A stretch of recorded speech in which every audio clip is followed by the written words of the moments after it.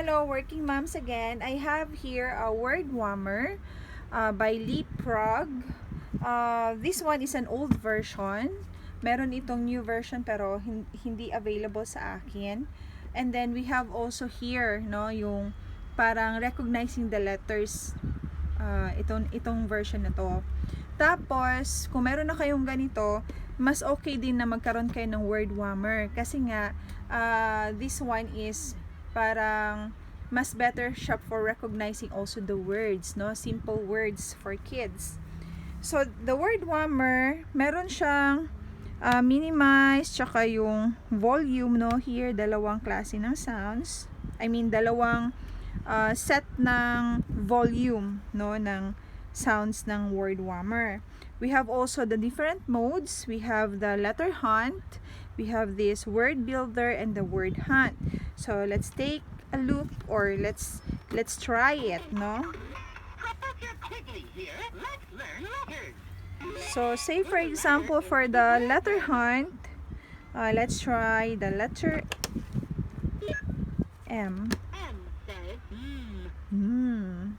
And then U says U and up. Mud.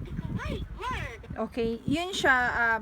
I-discuss nyo lang yung sounds ng each letter, no, for the letter hunt. And then next one is for the word builder. Put a letter into the... So say for example, Here, time to build words. okay.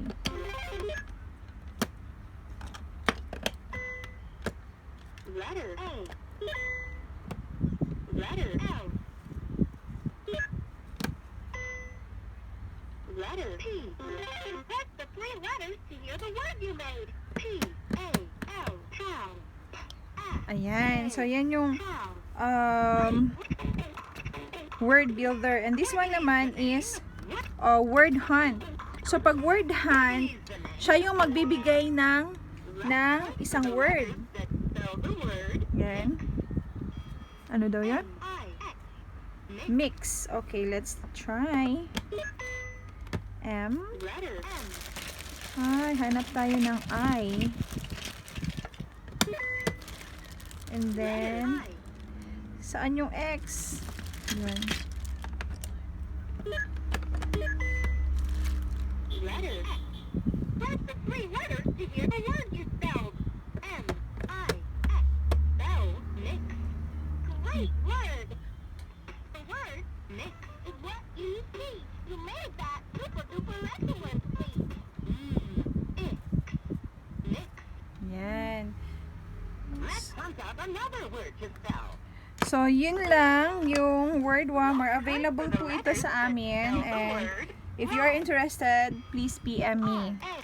Okay? Thank you.